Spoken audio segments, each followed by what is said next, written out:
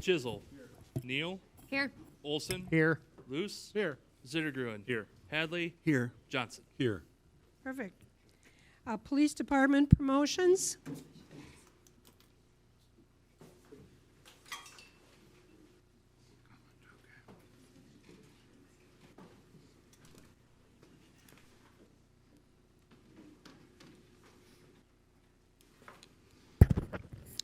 Tonight, we celebrate several recent promotions within our agency.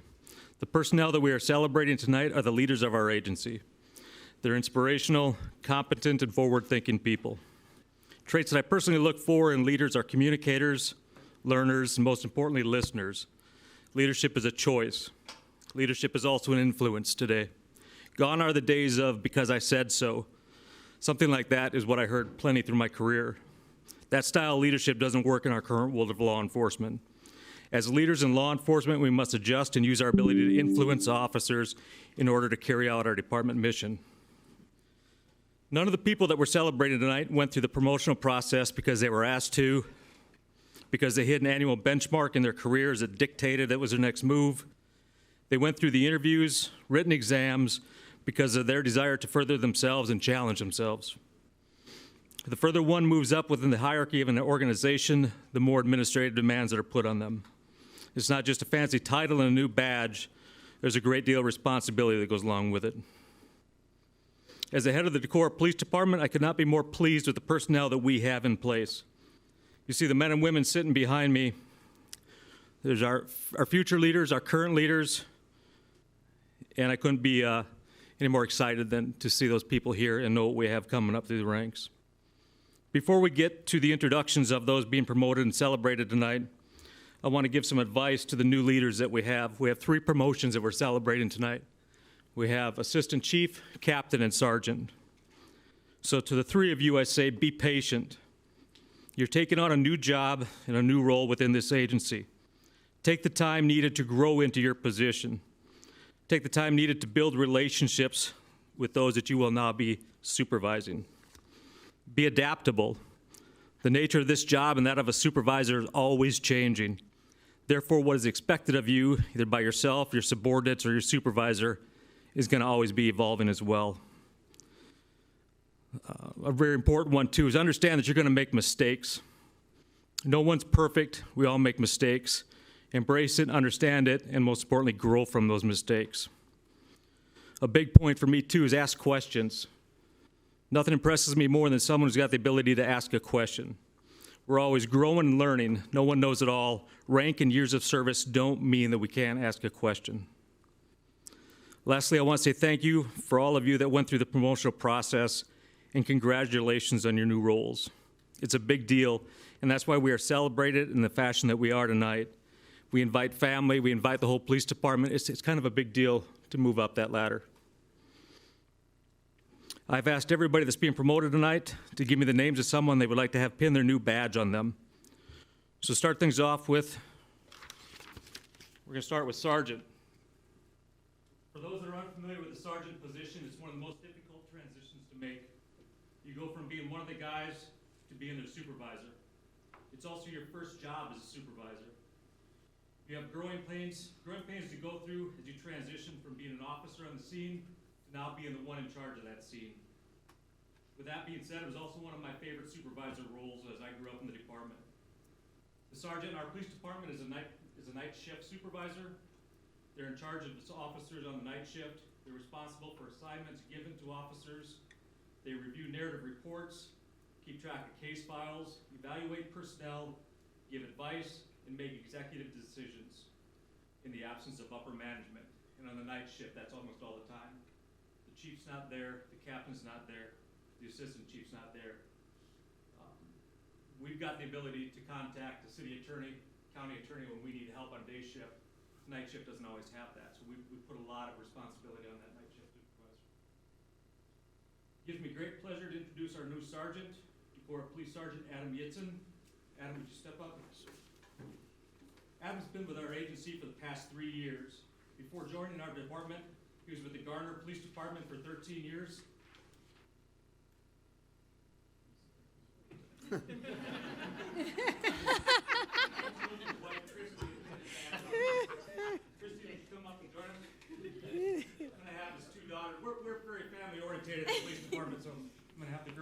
to. I'm not gonna let the girls pin around.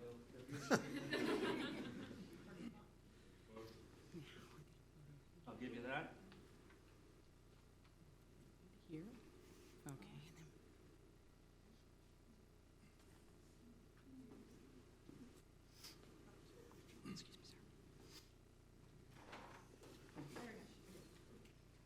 It's a new badge, you gotta break that in.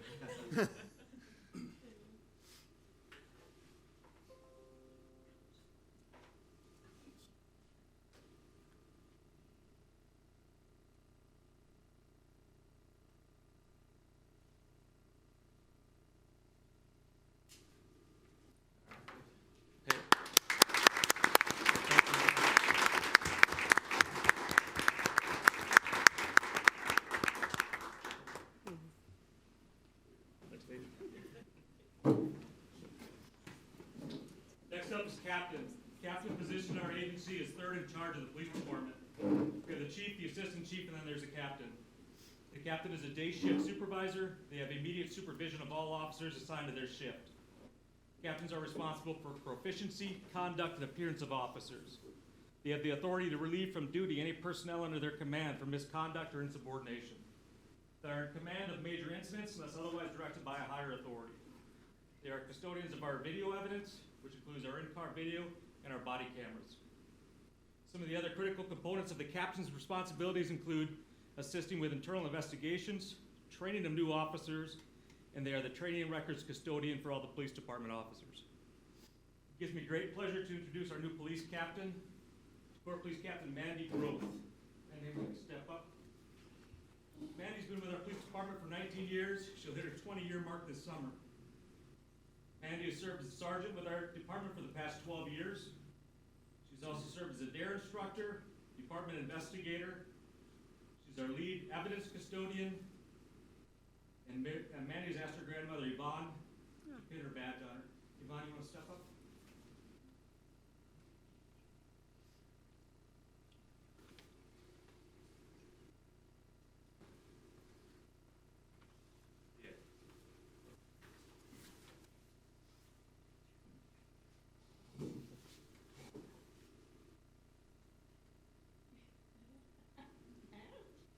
You'll know when it's deep enough. You take that out of it, Captain. Congratulations. Thank you.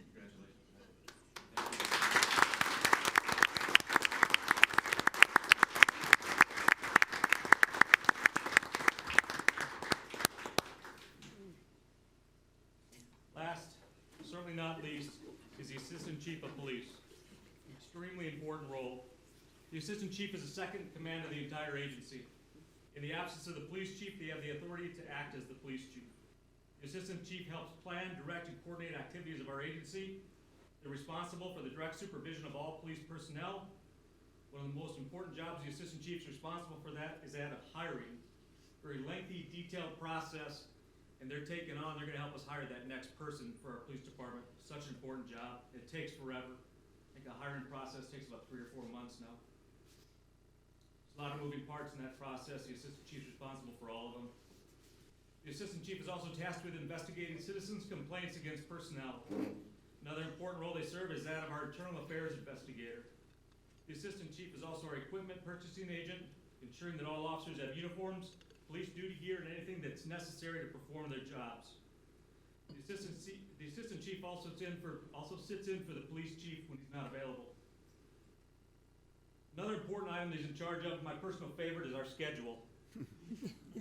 When I was appointed police chief, I was very excited about the new job and title, but I was more excited that I got to give up the responsibility of scheduling. I told Scott Herman when I warned him that he's going to have to take over the schedule. It's a living, breathing creature.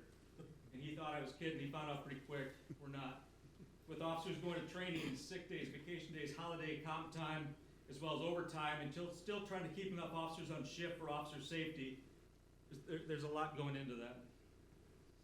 The Assistant Chief has many other duties I'm not going to get into any further. He's my right-hand man, and I know that I'm going to expect a great deal from him. So I'm extremely excited to be working side by side with this gentleman, your new Decorah Assistant Police Chief, Scott Herman.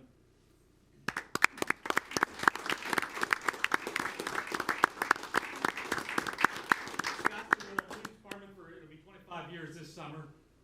Scott worked for the West Union Police Department for a couple years before joining us. Scott has served a lot of different assignments during his tenure with our police department. He's been an FTO, field training officer, investigator, dare instructor, sergeant, and captain. Scott has asked his wife, Angie, to pin his badge on. Angie, would you join us?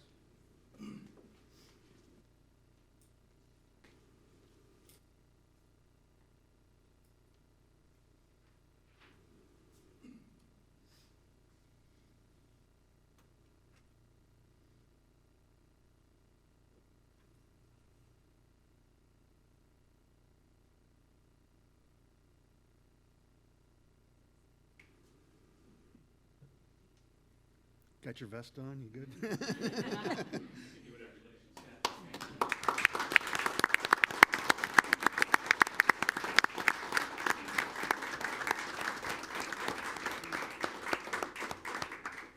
thank you for allowing me the opportunity to take part with this. It takes a lot when we go through these promotions, and back in the old days, they would hand you a new badge and say, congratulations, you got it. You'd be behind closed doors in the chief's office, and you gotta celebrate these. They don't happen very often. It's a big milestone, a lot of responsibility goes with it, so thank you for allowing me to share that. I want to thank you, Dave, for growing that department. The way it has been coming along, it's fantastic to see all those faces out there and to have the advancements that we have. I know the city's in good hands, so thank you very much. Yeah, it's so great to see you all out there, there's so much gratitude. So thank you all, everyone, that you work so hard to keep our city safe and educating our youth with DARE and all the things that you do. So really, honestly, thank you. Very good. Thank you very much.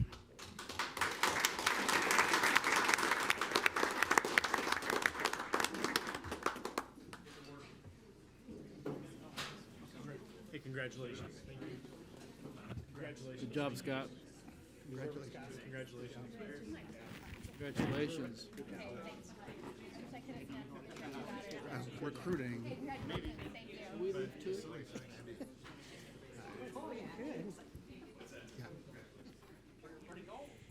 I know. Okay.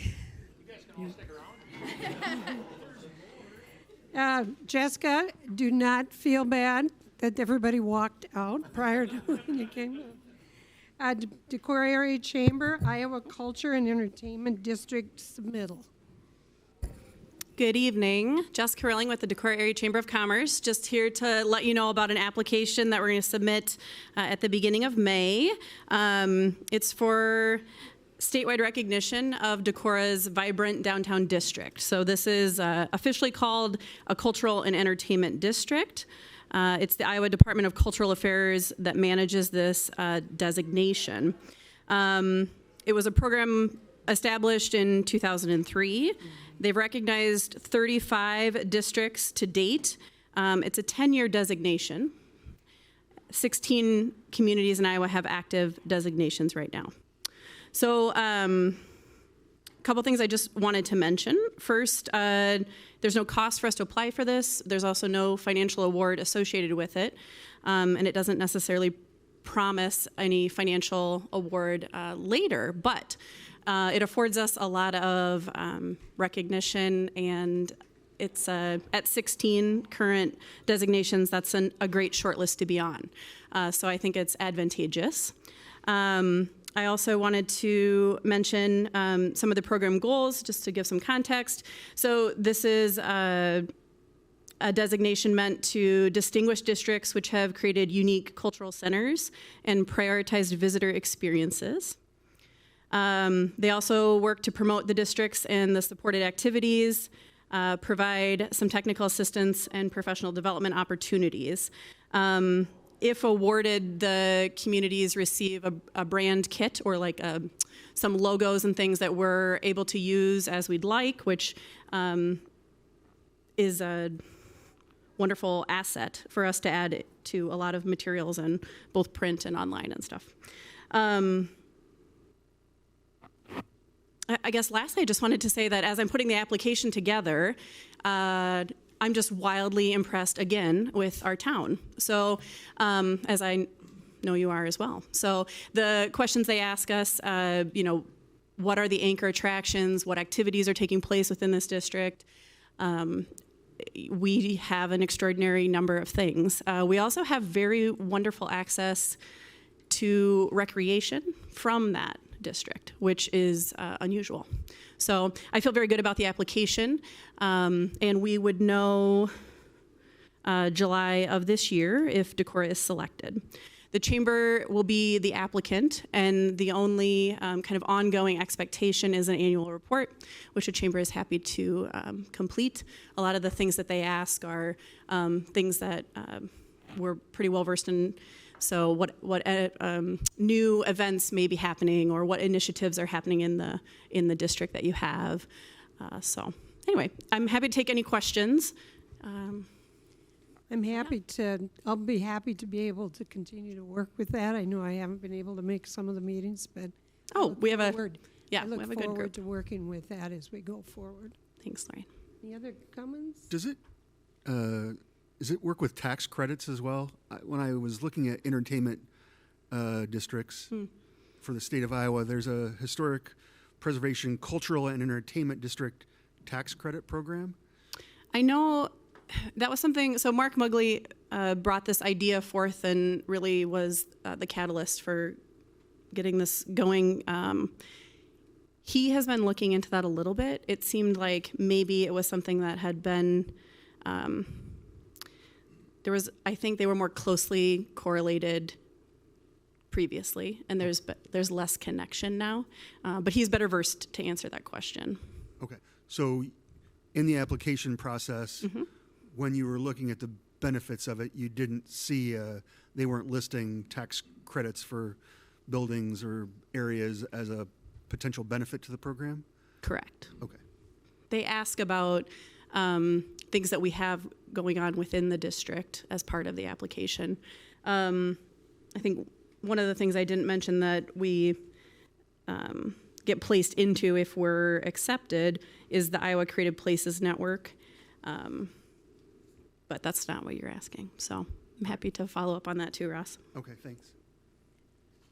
Thanks for pursuing the designation, and Yeah. maybe we should bring awareness to the chamber gala that's coming up. That's right. We are celebrating our membership and the community on Friday. You're welcome to attend. It's our annual fundraiser, so this and the golf outing would be our two biggest events of the year. The theme this year is Over the Moon, so we're recommending, kind of a moon glamour or an astronaut suit. Let you pick what suits you. Quick, So, I was gonna say, you've been sitting around waiting for me to put on. quick question. Yes. Quick question, Jessica. You mentioned I think we were one of 16 communities or something like that being considered. What were some of the other ones, just out of curiosity? yeah, so it's a 10-year designation. Right now, there are 16 that have the designation. Oh, okay. And I think the list of those will have probably some of the communities you might guess would hold the designation. Ames, Main Street, the Czech Village, Newbo area in Cedar Rapids, downtown Davenport, downtown Dubuque, downtown Decatur, Fairfield, Historic Valley Junction, that's West Des Moines, downtown Iowa City, downtown Mason City, McGregor, Mount Vernon, Spencer, Winterset, and an area called the Avenues, which is in Des Moines.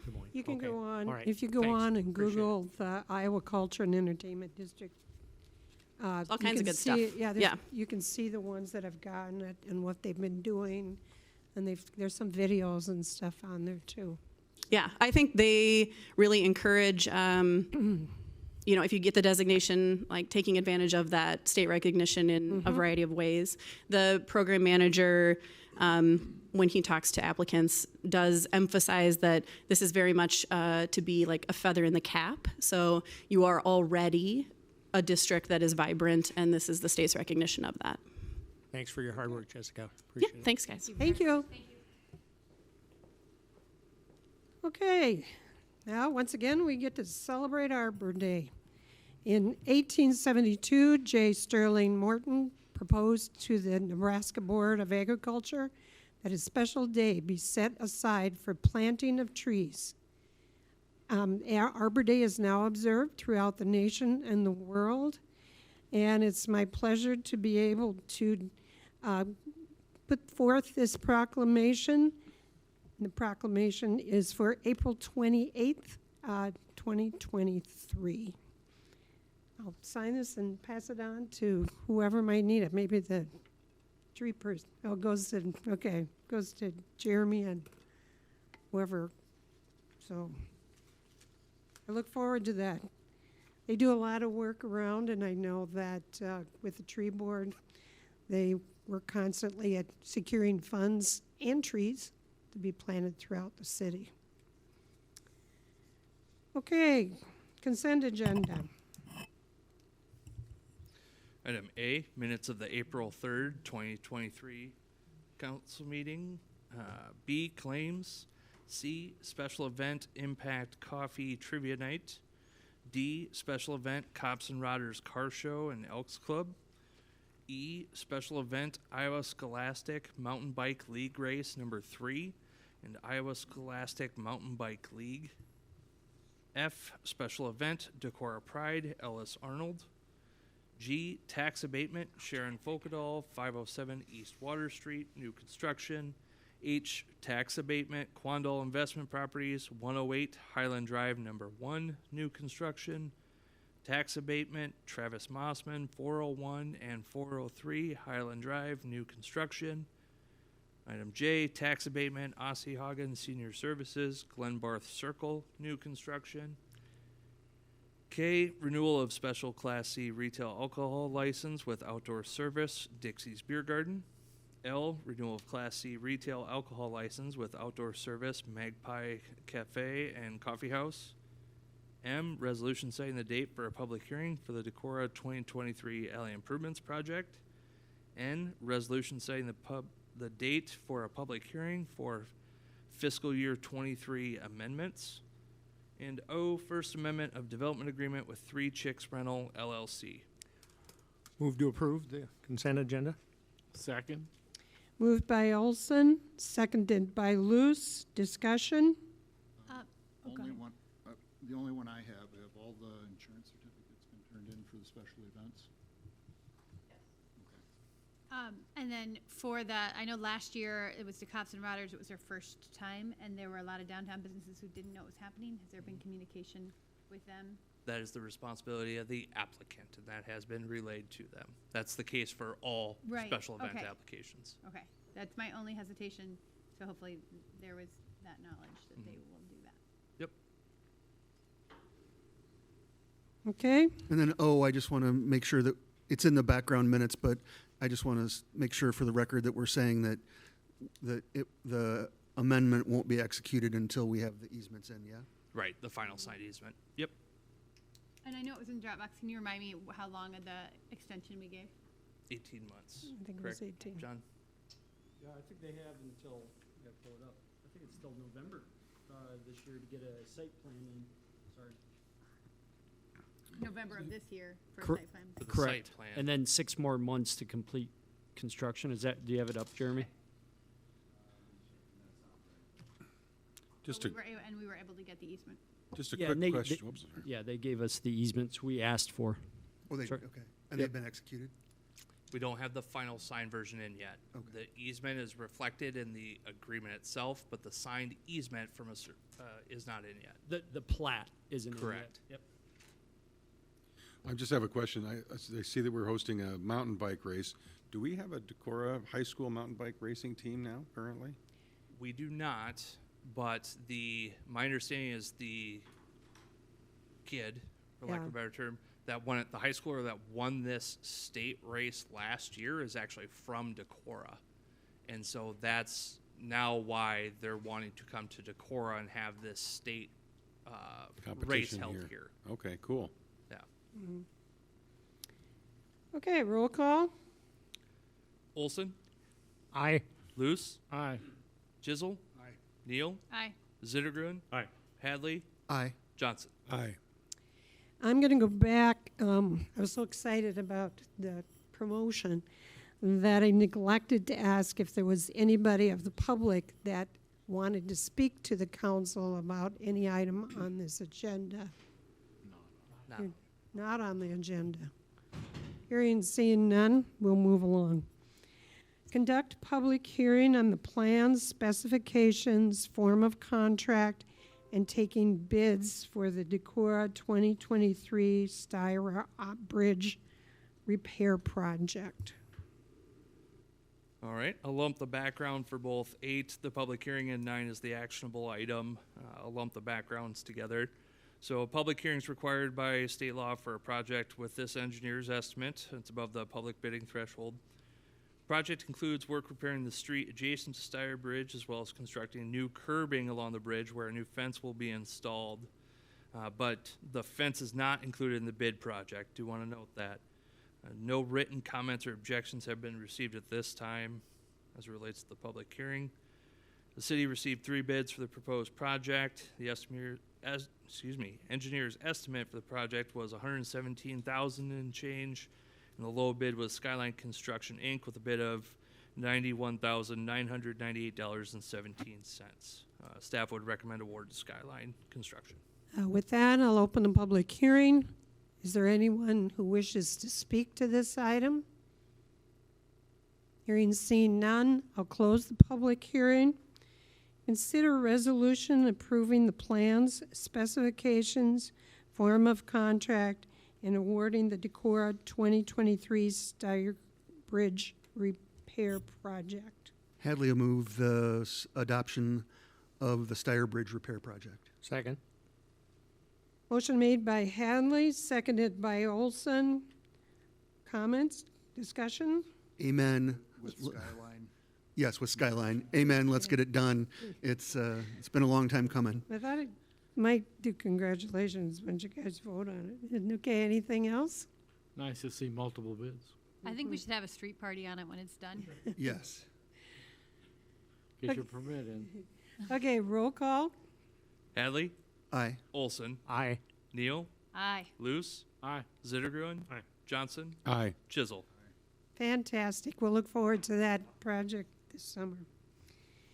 Conduct public hearing on amending Title 17 of the Municipal Code of the City of Decorah related to bulk regulations of residential districts. Can you give some background on that, please? Yep. So I'll lump again 10 and 11 backgrounds together, 10 being the public hearing, 11 the actionable item. So public hearing is required prior to the first reading of an ordinance, proposed changes to a city zoning ordinance. We haven't received any comments or objections at this time. The proposed ordinance would change the bulk regulations for R1, R2, R3 residential zoning districts, primarily making reducing setbacks, and a full red line has been included in the packets, reducing minimum square footages for lot areas, lot widths. Again, I talked about setbacks, maximum height for an accessory building. This is one I'll point out because I know ADUs have been discussed before. P&Z is working on this currently, but accessory building would change from a maximum height of 12 feet to 25 feet measured to the peak of the roof line. So that's the max height you can get, but does say no entry door shall be taller than 9 feet in height. So that way you don't end up with a machine shed in a residential zoning district. You can still only put a 9-foot tall door. The whole premise behind that is now you have a 2-story building. Yeah. You have a floor in there. So I wanted to highlight on that. And then again, maximum number of stories for an accessory building, 1 to 2. Okay, I'll open the public hearing. Is there anyone who wishes to speak to this item? Seeing and hearing none, I'll close the public hearing. Consider an ordinance amending Title 17 of the Municipal Code of the City of Decorah, Iowa, related to bulk regulations of residential districts. First reading. Luce would move the first reading. Second. Motion made by Luce, seconded by Zittergruen. Any discussion? I have one question. For the multi-residential development that's going on up at TNG, that Echo had, development, yep. yeah, does that, for when they do the next building, does that change? So a unit of that size actually falls under a commercial Okay, that sounds good. project, so it's under the site plan. Okay, I appreciate that, thank Yep. you. Roll My thanks to the Planning and Zoning Commission for all their hard work, looking at how we can make housing more affordable and accessible in Decorah. This is a nice first step for us. Anything else? I just had a question. Given the machine shed, right, is it worth amending the zoning code to actually specifically say that? I mean, are there any loopholes around that a person might do that? Obviously size, but is it worth actually just listing it in the residential code? So that was the premise of putting it in with a maximum height of a door. So in theory, you could still do a 25-foot tall building without a floor, it's just wide open ceiling, but you're only gonna have a 9-foot tall door. Again, the premise was that it would make it not cost prohibitive, that's not the term I want to use, but it wouldn't be Impractical, efficient, yeah. practical. Okay. It wouldn't be practical to build a 25-foot tall building if I can only do a 9-foot tall door.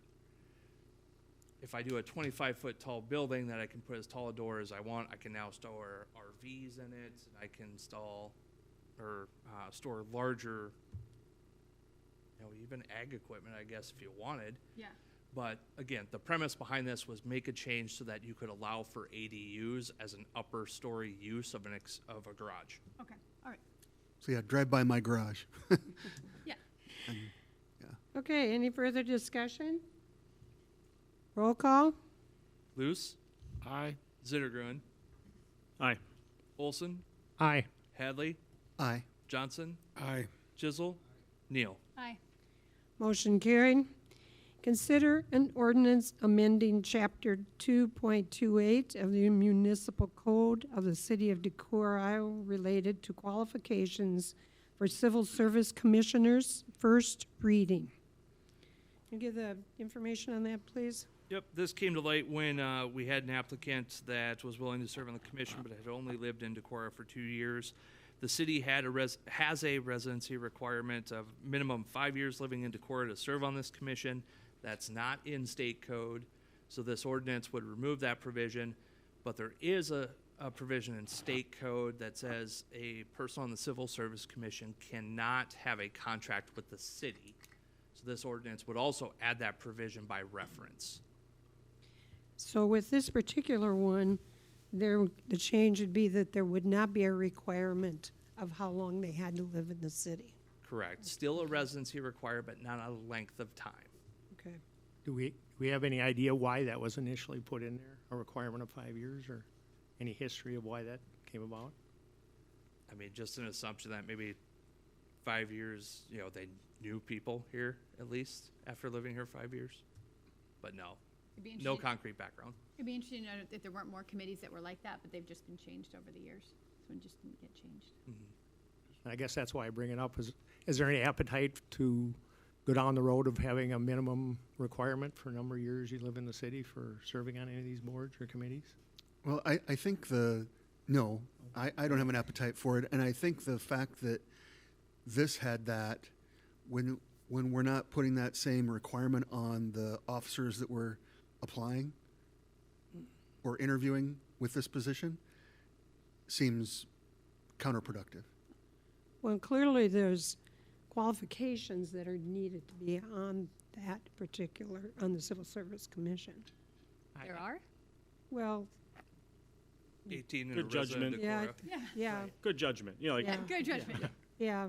Yeah. But I mean, felon. I guess I was just referring to, I noticed some of the other committees don't have a requirement at all for residency in Decorah, how many years you have to be a resident of Decorah. I just didn't know if that would be something we'd entertain the idea of, wanting to have somebody with at least some background and history of what Decorah is about and how we came to be, and like on planning and zoning. Like on council. Planning and zoning, right, something. well, there right. is, I mean, there, Just to be elected, or just to be a member, an elector, meaning a resident of the city, and 18. I don't know that 18 and not a Yeah. felon, and I do think there might be like a 6-month or a 3-month, like you have to have had established residency, isn't that? Is that for any commission? No, No, just no, just Be elected. elected. Oh, And yeah. actually, I got but you. that might not be the case, because I don't know how many times I've heard of disputed either city council, county supervisors, that do they actually live in their ward because they get apartments and what have you. But, so actually, I know there's not a substantial residency requirement. Kristen, I appreciate the idea, or, it's always worth discussing these things. I think, in evaluating the makeup of our commissions, we should remember that they're appointed by democratically elected officials. And so, if the voters think that we're perpetually, stocking our commissions and boards with people who lack appropriate judgment or context because they're inexperienced, there is a democratic recourse for them. They can just vote for different people. Or they could apply. And one more thing. I thank you very much, Mayor. That's exactly right. I think it's also good to have a diversity of perspectives on these commissions, and that diversity includes newcomers and people who've had experiences in other places. It'd be a poor council if we were all people who were lifelong Decorah residents. It would certainly be a poor council if we were all people who'd recently moved here. And Go ahead. Oh, I was just going to echo that. I mean, what my comment was going to be, I think, especially for civil service, I think there is some wisdom to be saying it's nice if someone has actually lived elsewhere and seen other things. Same with P&Z, same with council for some degree. If you're a lifer in Decorah, then this is all you've ever known. I think that there's wisdom and perspective too. So. Okay, Okay. I'm looking for a motion in a second. I move the ordinance amending chapter 2.28. Lewis with second. Zittergruen made the motion, Luce seconded. Any further discussion? Roll call? Zittergruen? Aye. Luce? Aye. Hadley? Aye. Johnson? Aye. Jizzle? Neal? Aye. Olson? Aye. And that's the first reading. Consider an ordinance providing for the division of taxes levied on taxable property in the April 2023 addition to the 2022 Bluffside Urban Renewal Area pursuant to Section 403.19 of the Code of Iowa, second reading. I'd make a motion to approve the ordinance of Section 40319. Lewis with second. Motion made by Hadley, seconded by Olson. Luce? Sorry. Steve, how you doing? Any further discussion? Only that I'm going to suggest we waive and adopt so you don't have to read this one next meeting. Okay, so roll call for this. Hadley? Aye. Luce? Aye. Zittergruen? Johnson? Aye. Jizzle? Neal? Aye. Olson? Aye. Have we had any correspondence on it? No written objections or anything. Hadley will make a motion to waive and adopt. Second. Motion made by Hadley, seconded by Neal. Discussion? And I won't be doing this for rates, but this one's just administrative, so.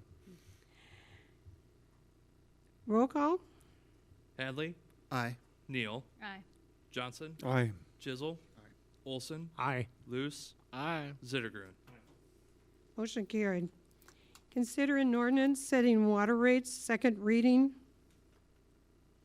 And to give some background, or All right, so during budget work sessions, water rates were discussed, and budget was prepared to reflect a 12% increase in the water rates. This is both on the consumption and base side. The ordinance is drafted to increase rates to the budget levels of 12%. Staff has prepared a comparison of Cresco, Waukon, Charles City, Waverly, and Independence as requested by council to see how Decorah's current rates and potential increases of 12% or 8% would compare, and that is in the Dropbox.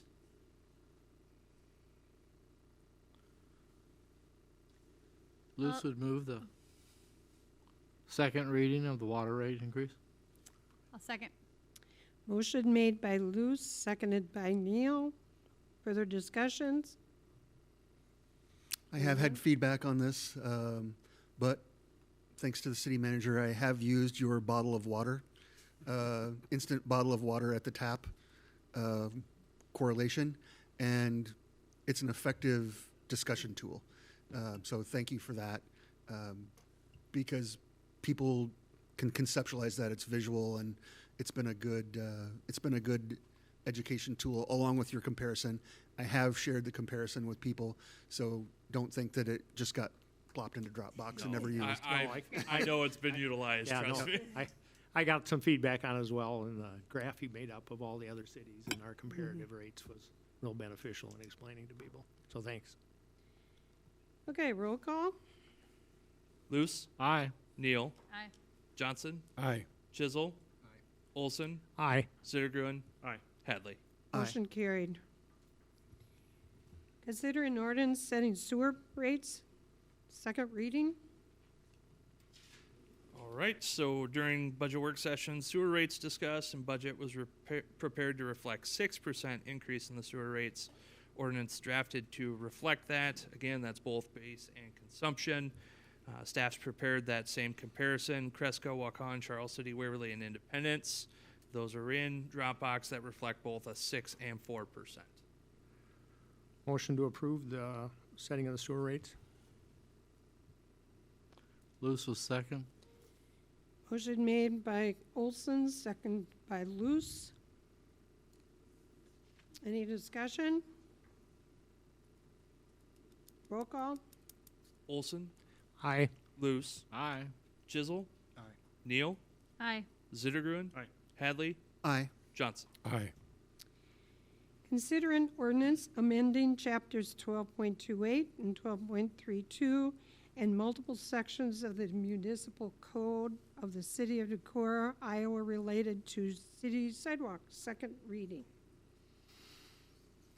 All right, so the proposed ordinance as a result of committee and council discussions on changes to the city sidewalk sections of code. There is a complete red line in the Dropbox, but vast majority of chapter 1220 is covered in there, as well as sections 5.0420, 1604-180, and 1804-230. A lot of these changes are to align code with ADA requirements and SUDAS, but we did, if you remember, council discussed an alternative at the last meeting, and the reason this is considered a second reading, council approved the ordinance with amending to change the violation of failing to remove snow and ice from a sidewalk from a municipal infraction to a simple misdemeanor. And you have you had any feedback on this from anybody? I have not. Okay. I have not either. Luce would move the second reading of amending the chapters 1228 and 1232. And the other multiple sections. I'll second it. Motion made by Luce, seconded by Johnson. Roll call. Luce, Aye. Johnson, Aye. Neal, Aye. Olson, Aye. Zittergruen, Aye. Hadley, Aye. Chisel. Motion carried. Consider an ordinance amending Chapter 12.40 of the Municipal Code of the City of Decorah, Iowa, related to trees and shrubbery, third reading. All right, so the proposed ordinance began with revisions to the existing code being discussed and recommended by the tree board. It's really extensive. It really does cover almost all of chapter 1240. But do want to point out, based on council's discussion during budget time, this proposed ordinance also includes language to establish an urban forest utility with sections 1240 to 30, with the rates to be set by resolution under section 1240.240. But this does not in itself set a rate. Understand. Hadley will make a motion to approve the third reading of the ordinance 1240. Neal, second. Motion made by Hadley, seconded by Neal. Any further discussion? I think it's entirely appropriate and worthwhile for us to use available venues we have to generate funds so that we can use them for a forester per se and not have to attach the general fund for that kind of stuff.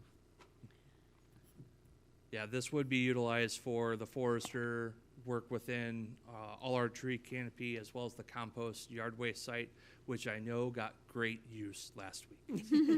Yes, it did. Last week, not so much And, today. and just to acknowledge the fact that the Iowa DNR named us a tree city. So I think the tree board's work and the foresters' work and our engineers' work on, and street department's work on the whole cycle of our tree process is worthy of recognition as we pass this third reading as well. And advantageous to our community. Okay, roll call?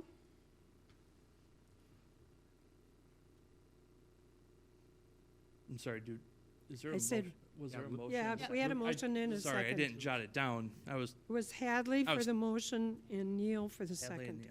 Sorry, I was too focused on trees and shrubbery.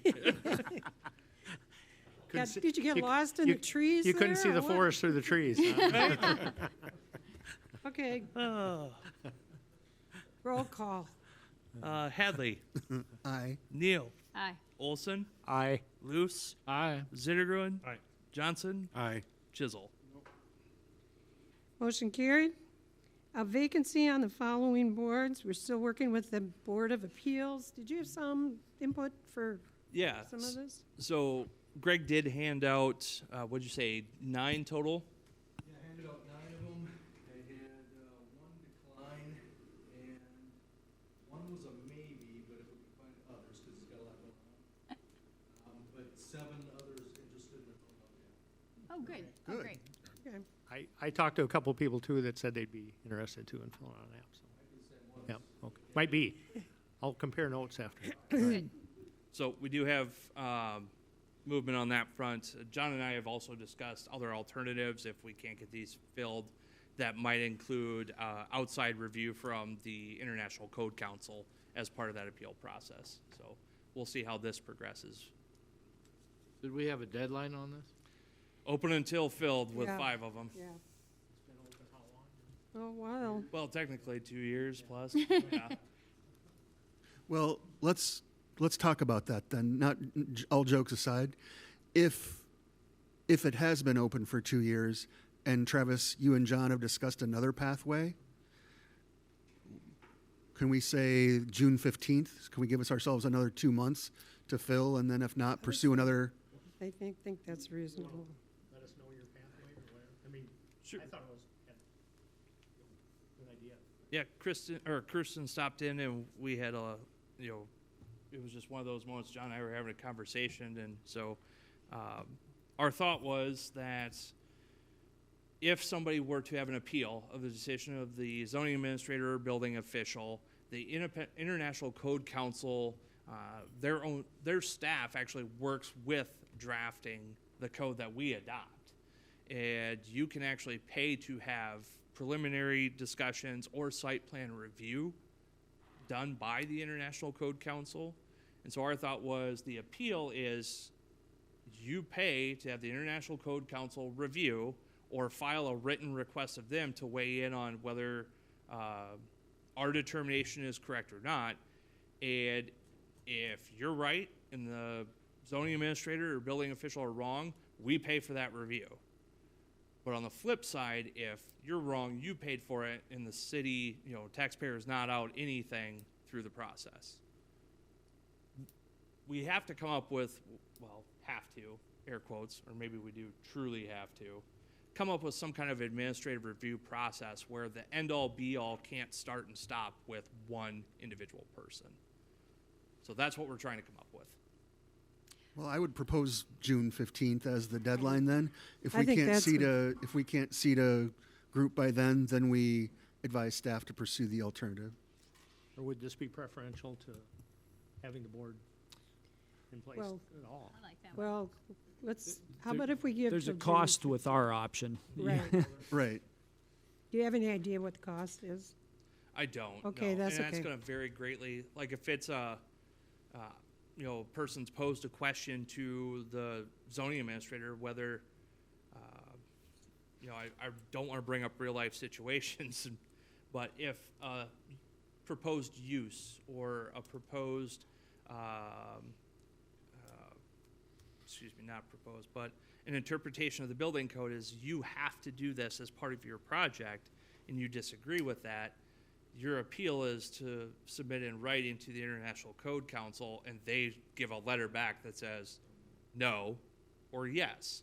And it's up to the Code Council to determine what that cost may be. I was gonna just say between now and June 15th, maybe, if you I got, can maybe get quotes on a couple examples from that them. would be helpful, Yeah. but let's leave it till June 15th. If someone didn't, if there was a problem with our Board of Appeals process, let's say someone wanted to go above that, would that be an option for them? So let's say we have a Board of Appeals and there's still question, doesn't that committee kick in? That's not what we're proposing. I suppose you could have a third level or a second level of appeal, but at some point you got to say enough's enough. And Okay. if they don't agree with it, then they have the option to go to court. But I suppose you could add another appellate level if you wanted to. That would be changing. The only reason decorum, right? I brought up my concerns with the board in the first place, right? Just in terms of we have a very small pool of which to select people from. They tend to be friends. They tend to think a lot. I mean, so there isn't a lot of what I'd say diversity on the board in that thought. But there isn't a board, and we. No. I mean, and then just the fact that we're having trouble finding people, and then are these people going to sign up for their life only because are we going to find another set of people if these guys want to go off of it? But Sure. that's a bridge we can cross when we get there. But there's a certain a part of me that likes the other option just because it's essentially an outside look. Well, and I like the fact that they write the code. At Yeah. the same time, the number of appeals is so small that I think, yeah. I think the June 15th deadline is appropriate. Okay. City manager, department heads? All right. I'm not going to preface, I'll try and keep it short, but Should I, knock on the table or something when you get done? so I had talked about this before with the legislature passed the second funnel. That's when they try and get all the policy stuff hashed out prior to the second funnel. And after that, Ways and Means and everything that has to do with money is fair game. So we have seen some recent legislation proposed and amended.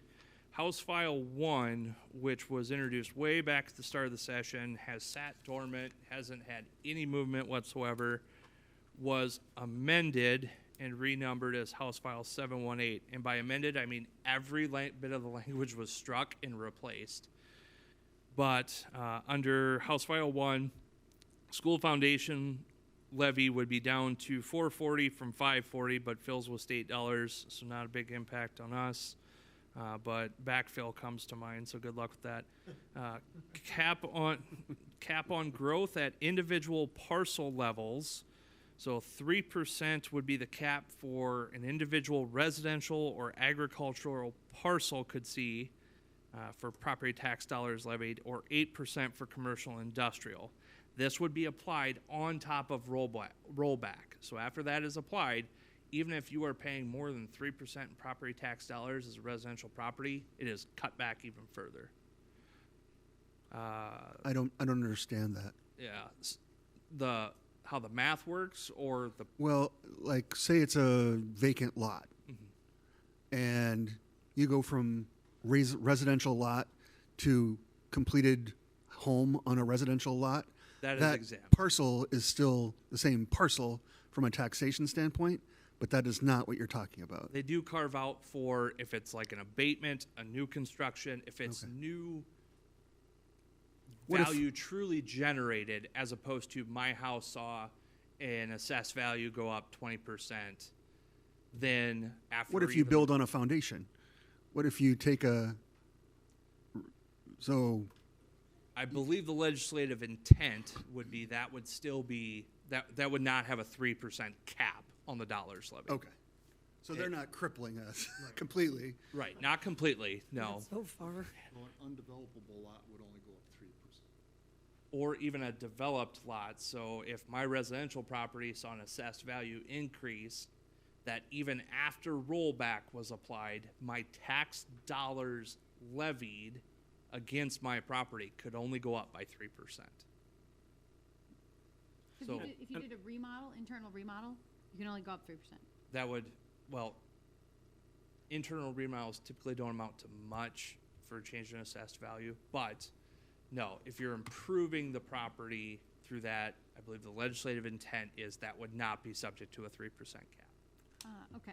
So this is truly on my existing property, even though the market might be exploding and my house is now worth,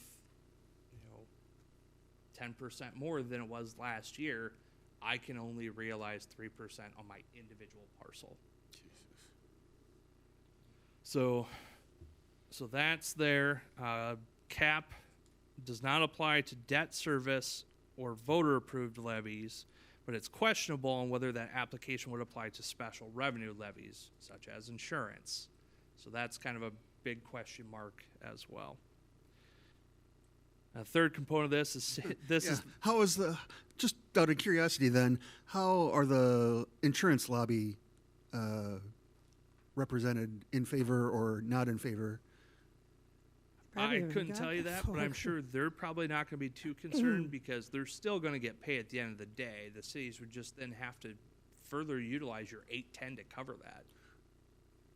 Oh, yeah, I was thinking property, I was thinking of property insurance and Oh, okay. Yeah. valuation. Yeah. I don't know. I don't know on that one. But hold on, it gets better. The third division within there says that cities and counties must send out notices to all parcels annually.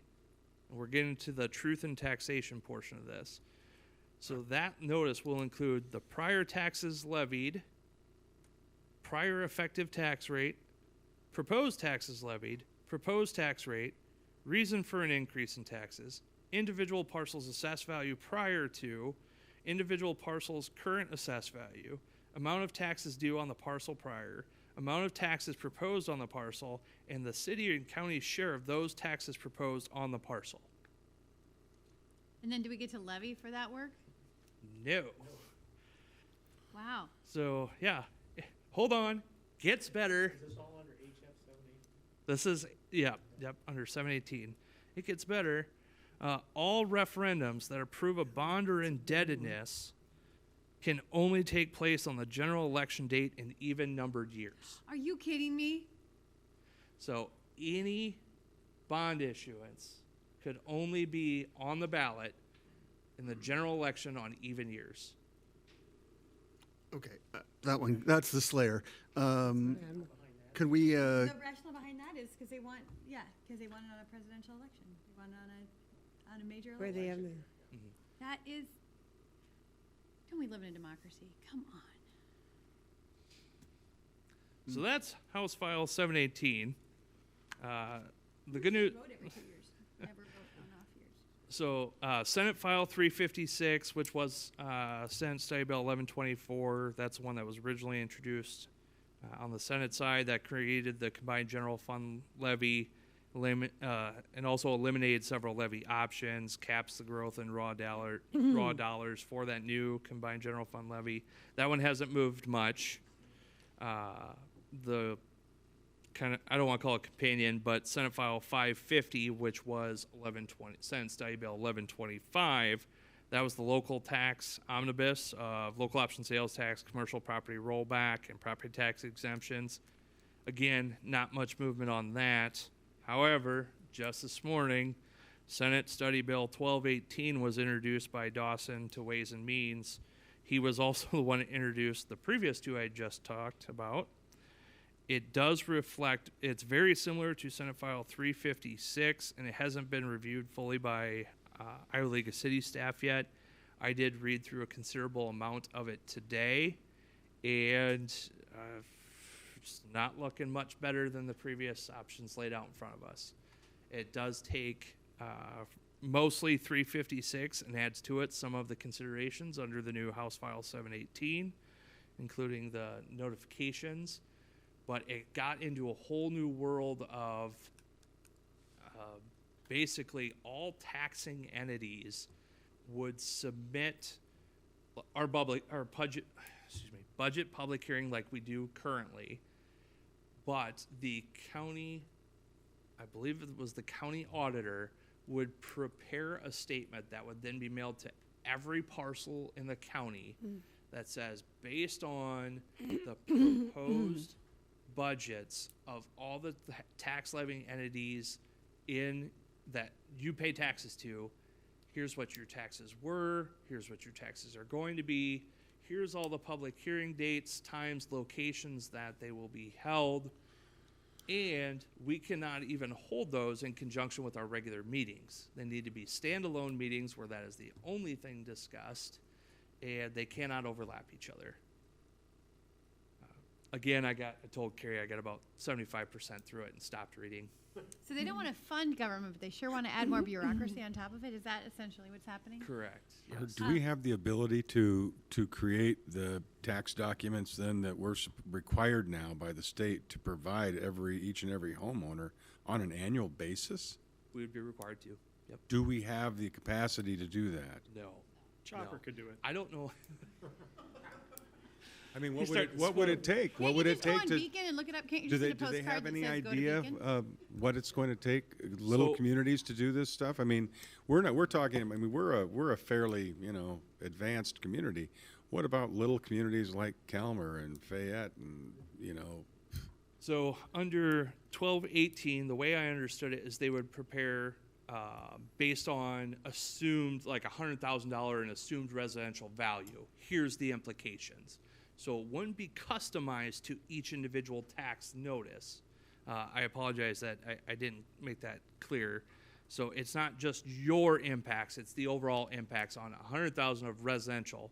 But House File 718 would require each individual property be notified of what those 10 different things are that I rambled off. And no, we don't have the capability. Quite honestly, I don't know how we'd be able to report what our share of those taxes proposed on the parcel would be until we know what everyone else is proposing too. Wow. I have a question about the even years. That would apply for school bonds too, right? Every bit. so they want to politicize every single bond vote, whether it's for a municipal swimming pool or a community center or a school. Or a fire station or Or a anything. fire station, or a school, Yep. or a road. I mean. Yep. And what about if let's say that we had to bond for a fire engine and we needed one, we'd have to wait a year if it was an odd year? Well, so fire engines would fall under the essential corporate purpose, and as long as the dollar amount was low enough, we'd be fine. But isn't the dollar amount, isn't it 750,000? It's 700,000 even, Truck but is $1 million? let's see, I think it's the one positive I got to in 1218 is it did up those thresholds a bit for what would trigger a referendum.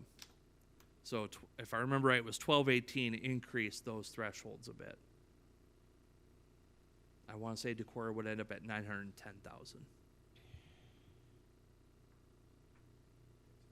Did you have any other good news? Yeah, right? Maybe And this we is should already, have- this maybe is we going to should have a pass, residency it requirement hasn't for- passed yet, correct? Hasn't haven't done passed this. yet. And they should, tomorrow at 12:30, the league has got a webinar on updates on legislation. If you're interested, Yep. check with Travis and make sure we're, Yeah. you know. Let's see, and so I guess good news is at least they'll stop being paid to be in Des Moines after the 28th of this month. We are approaching the end of the session when per diem stops, and so the havoc they keep creating is on their own That's when the dime. special interest money kicks in, right? And in case you missed it, the House did pass that you can now have a gun on school grounds. In your In a car. public parking lot, as In long your as car. it's- Because we yeah. want our 18-year-olds to have their guns right outside the door. Okay, Yes, that also passed. But anyway, Yeah. that's all I have. okay. Carrie? Anybody from the table? I know that you have applicants for the waste side, which will be great. That was the busiest at City Halls when I was here on Thursday, the busiest I've ever seen City Hall for looking for keys. Anything else? Did we start the road diet over there on College Drive? Did we start the road diet over there on College Drive with some cones or something like that? Somebody called me right before the meeting or something, asking. Did about we it. start it? Yeah. No. Are you referring to the lane closure? I don't know. They just called me and said there was cones put up. Oh, Yeah, that's for yeah. the quick start work. Oh, okay. Yeah, that has nothing to do with the, nope. Not yet. It will work that way. It extends all the way up to North Street. The lane is closed from River City paving all the way down to Come and Go, or Decorah Mart. Yeah, I mean, they probably have to, with advance notice, they might just, I'd have to go check. I mean, they submitted a permit, but I don't know how far up they were closing it. That was on my way in, it was closed all the way up, and I just thought it was the curb work. Maybe they have to bring a king trailer. Yeah, the water main, they'll have to be in the street with the water main work, yeah, so they'll have to close the whole lane, so, my guess is with the drives and what that, they might have just simplified it and closed the whole lane. Keep people from entering Yeah. the lane, coming down. We'll check on it tomorrow. They're getting ready for what's coming. Yeah, it wasn't supposed to be closed till Wednesday, so we'll check on it. Okay. We're gonna go with Kristen. Nothing tonight. Okay. Emily? Just there is a sustainability meeting on Wednesday at 5:45 in council chambers. I have set up a meeting with Jim Ludeking. We are also meeting Wednesday. So if there are questions that anyone wants to know about rural fire, if you want to email me those prior to Wednesday, I plan to go with a bunch of questions, and then I can report back. And then I tentatively talked to Travis, May 22nd, to have that rural fire meeting. I don't, we've been. Okay. To Wayne, as long as that works out for everyone here, May 22nd. For the rural fire discussion. Okay, Randy? Fourth Monday, it'd be Oops. the fourth Monday of May. Excuse me. Yeah, and then also, I did want to thank the Decorah Police Force and everyone out. It was a good prom, and it was great to keep our kids safe, so thanks. Randy? I have nothing this evening. Steve? Who's? The legislature and their infinite wisdom passed the need to verify their assets for people on SNAP to continue to receive their benefits. It's anticipated some 8,000 Iowans would lose Medicare benefits and 2,800 lose SNAP benefits. Supposedly over a cost savings to the state of Iowa, but the fiscal report said that they would have to hire 230 additional employees at a $12 million. So I don't see how they say it's going to save $8 million a year is going to be a real income producer. I had a SMID meeting. The flowers have been ordered for the hanging baskets. And there was some talk about Nebraska City, Nebraska started Arbor Day. And they did a program where they had some poly tree sculptures built or cast at a factory. And then they had artists paint them. And then they did a fundraiser off of that. And according to the person I talked to, they raised about $600,000 off of these. So there was some brief conversation at the SMID meeting about maybe having our favorite scorpion make some sculptures and painted. They also had a program in Nebraska City where there were smaller trees, and they had every grade level of the school make a design for painting, and then they had those winners selected to paint those smaller trees, and those were auctioned off too. So some interesting possibilities. Where are they getting the flowers from this year, Steve? Cresco. Steve Zettergren? Thank you. Congratulations to the Public Works for the state forest designation, the award we received for being a tree city. I think that's spectacular. There's as we're talking about an urban forest utility, and the importance of finding room in our budget for supporting our good tree care and maintenance, I just want to encourage my fellow council members that there's a really great chapter on the value of trees in cities in the book Walkable Cities, which is a classic in the field, and it's been newly updated with new information about trees. I mean, apparently understandings of how trees serve cities are always evolving. But you read that chapter and you're just like, wow, we really need to. This is not just something some people like because it makes their street look nice. This is an investment in our city's stormwater, our city's being cool to walk through in this summer, our city having healthy soil, our city being a place where people like to walk and live, and it's an investment in our local economy. So people spend more in places with street trees. They spend more time there. It's just a great chapter. So that's my encouragement to you. And I want to thank Steve for talking about the cut and snap benefits. The Decorah Community Food Pantry that I'm lucky enough to work with has seen its usership almost double in the past year. And we've added tons of shifts and lots of volunteers, and we're spending a lot more money. And this isn't a request for help because we have such a generous community. But I think it's important for everyone, as they're thinking about this legislative session, to be aware of the context that these further barriers to SNAP benefits are coming from. And I was personally very disappointed in the vote of our own representatives to put those increased barriers in front of children having food. I think it's not excusable. Thank you. Ross? I don't really have anything. I did just have a question as far as if the housing survey is closed. I think maybe you would be able to answer that as far as closure. I think they did close it now that we, Okay. because they did see a significant uptick in responses and just received some draft survey results back today. So I do think that is closed now. Okay. And we met last Tuesday, and then we meet again on the 25th. Okay. I'd just be curious to see the results when they When they come in. Yeah. Because I think they sent them out today. Did they send that to? Okay. I didn't get the email, so if you could send those to me, that'd be great. Thanks. Yep. Yeah, they're pretty interesting. Very much so. Kirk? Nothing, Mayor, except I'm just sitting here thinking about ways that cities like Decorah should try to push back on some of this, because what we're seeing in the state legislature is nothing less than horrible. And I just want to make that statement public. So thank you. Thank you. I have one thing I forgot to ask about. Yeah. Is that right? So I don't know, there is the Climate Pollution Reduction Grant. Have you heard of these grants?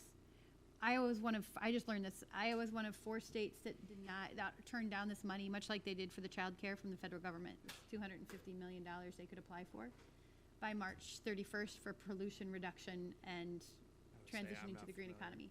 Anyhow, they now have opened it up to cities because I don't know why, but cities are able to utilize this money. I'll send you the link, but That may have been the one I responded to the survey.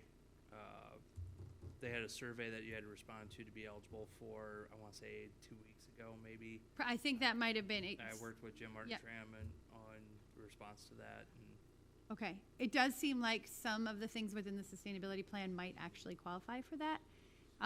is that the one related to the capital improvement projects that Yes. are unfunded as a result? Yes, I did submit on that one. Okay. Great. I have a question. Do we have a work session on Monday? This Monday? The next I Monday? don't have, or next Monday, I don't have one Okay. scheduled. Does Nope, that sounds fine. council want- Good. Give people a Monday off. Okay, anything else? No, but following up on Kirk's, are there cities that are going to sue the state? Can we join? They're, They've got to be talking about it. that would be, Well, I don't know depend. if that'd be unprecedented. Let's do it. I don't know what your constitutional basis would be, because cities are creations of the state. Yeah. Yeah, but So if unless they, they're violating the federal constitution or the Iowa constitution. Yeah, how about home rule? Can we How about home rule? Has anybody challenged the? They've taken that away, Right. Ross. I mean, they're stripping it away. So, has anybody been like home rule? Well, but I think the Iowa Constitution says that, basically says cities can do whatever they want. So long Except- as the legislature hasn't legislated about it. Right. Right. So home rule except. Until no longer, yes. Can we file for succession? Can we succeed in this state? Okay, how about if we move to adjourn and you can